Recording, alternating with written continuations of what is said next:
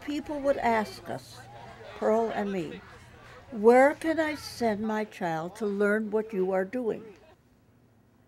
And what we were doing was a combination of things. I'm not a dancer, but I moved around. I sang and I acted and I moved around. Pearl sang and she acted and she moved around. There was no such thing as a place that taught those three things. Suli and Pearl used to entertain, and so they were kind of known.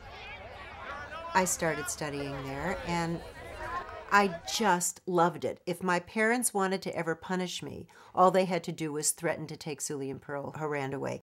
Well, yeah, it is. It's the happy place, you know. It's Suli once said, I remember coming on one of the trips, she looks forward to this all year. She just sits at home sometimes year round, and it's that 7 weeks of summer that's what she lives for, and I believe it. You know, that's what it's all about for her. The rest of the year, you're working to create this, and it suddenly is time for the show. This is the 50th time we will introduce counselors to each other. 50th. This week is nothing compared to what's going to hit you. So get ready. But it's the hardest thing you will ever love to do. I don't think that I would be the person that I am now without camp.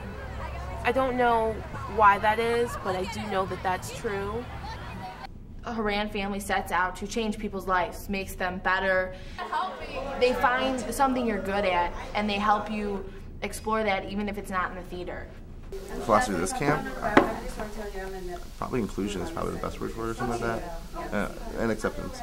Both those things really encompass what this is about. I don't know if you've been paying attention to the race at all in Illinois for the Senate, but Barack Obama is an excellent man. I've met him a ridiculous number of times.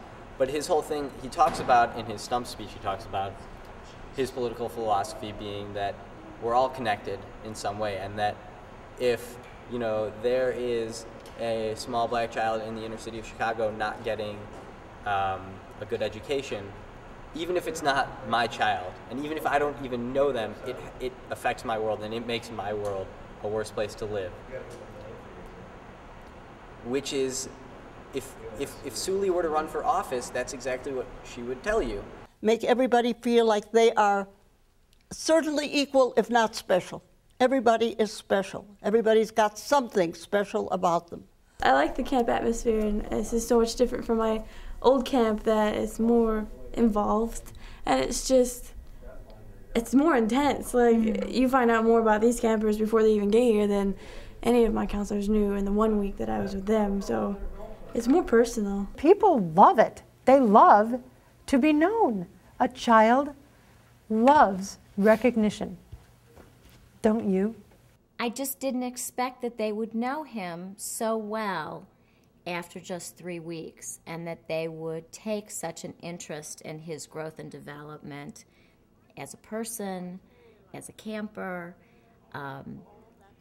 and in his art. They were always doing both, doing the theater, what is it about, and all that, but also watching the path of every single kid. And the kids see that. They see that they care so much that they're willing to, you know, perform to a higher level on stage. That's actually what the camp was about. The camp was not about a star search. The camp was not about American Idol. It was not about finding the next megastar or who's the best singer or dancer or performer. It was never about that.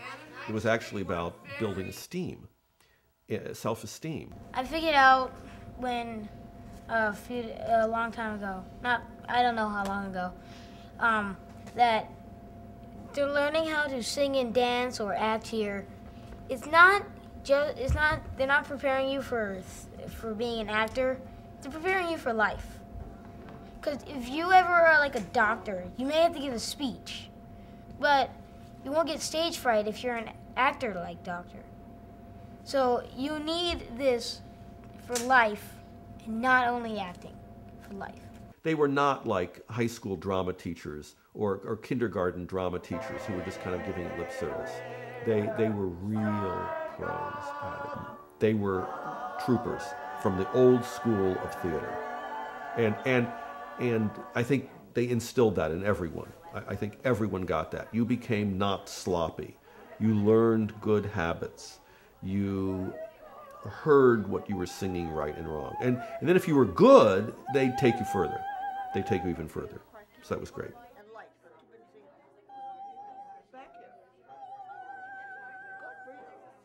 Every kid has the right to learn. That's what they're doing. We're not going to Broadway, we're teaching.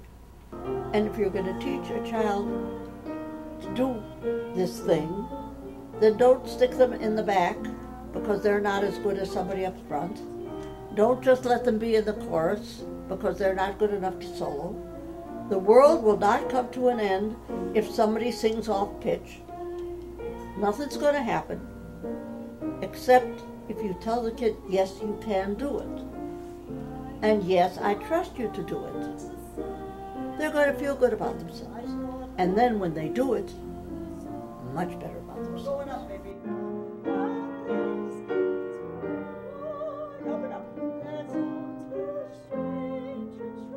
The uniqueness about the shows is the simple fact that they don't have one lead, they don't have one Dorothy, and it just gives every kid a chance to be a star and to shine, to feel important. Suppose we do King and I, and a girl plays Anna in one scene.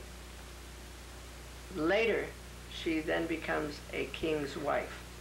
She now has not only learned the dances and learned the drama scenes and learned all about the Siam and so on, and the story.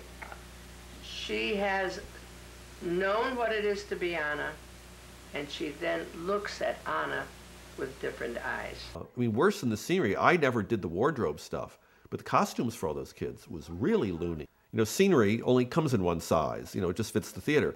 But, you know, here's a 16-year-old who's going to play the Cowardly Lion, and now here's a 9-year-old who's going to play the Cowardly Lion, and they can't wear the same outfit. We have to go and make them look the same, so sometimes we need to have 6 Dorothy dresses and 3 Tin Mans and 3 lions. You just had to watch the costume.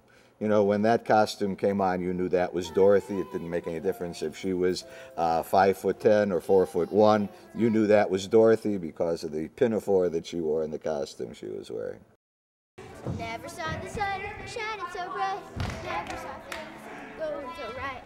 And then it's noticing the days going by. The line that says never saw the sun. Would you read that as though you were reading it and not sing it? Just say it to me. No. One person. Go ahead. Never saw the sun shining so bright. Okay, that's the whole sentence, right? Yeah. Never saw the sun shining so bright. Say it again. Never saw the sun shining so bright. Everybody say it. Never saw the sun shining so bright. So then how come when you just sang that you went, never saw the sun shining so bright? Did she stop in the middle? Yeah. Can you sing the whole phrase? Never saw the sun shining so bright without taking a breath in the middle? Yeah. Try it. 1, 2, go. Never saw the sun shining so bright. Never saw things going so right. Breathe. No days hurry by. Bring your love, my heavenly flight. Those days, all of them gone. Nothing but blue skies from now on. Now, folks, that is much, much, much better. Congratulations. Let's work on putting on the lips, please. And step, shuffle, ball change, and step, shuffle, ball change, step. Trying not to look like Gary Cooper, super duper.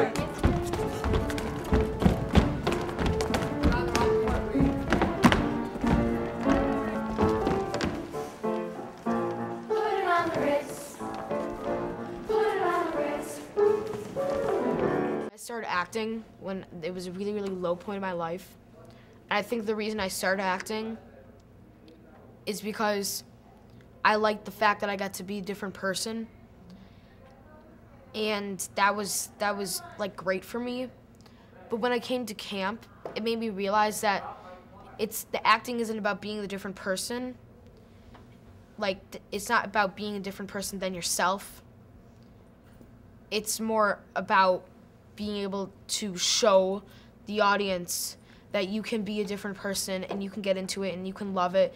And it's not because you hate the way you are, but it's because that you can make yourself anything that you want. And camp Haran has made me realize that, and it's like a life lesson almost. It's great. What's going on here at camp, I think, is one of the most important things that's happening in the world. And I think that's another thing that draws us all here. We are a part of something that is bigger and more wonderful and more important than almost anything else that's going on outside of the gates, even though we don't have the gates anymore.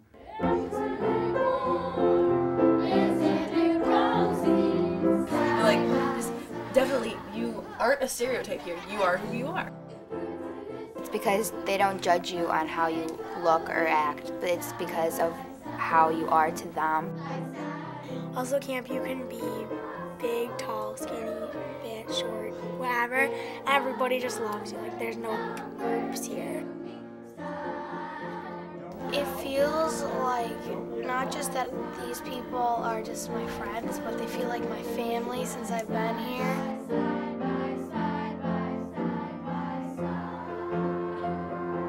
In the song, "No Man is an Island," it's true at Haran, because everybody's friends with everybody else. I definitely had a feeling that was instilled by Suli and Pearl, that was reinforced by songs like Bless This Camp and No Man is an Island, by the emotionality of our time together, by the acceptance of that emotionality,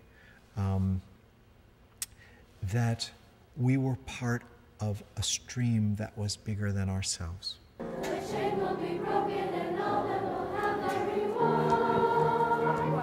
Will you join in our crusade? Who will be strong and stand with me? So we know that everything is there, a world you long to see. Do you hear the people sing? Say, do you hear the distant drums? It is the future that they bring when tomorrow comes.